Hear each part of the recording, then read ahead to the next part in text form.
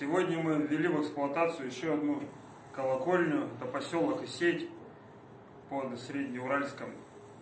Колокола мы недавно подняли здесь краном на колокольню. Сегодня их закрепили на балке. Колокола от 6 килограмм до 660 килограмм. У него вот язык только 35 килограмм весит.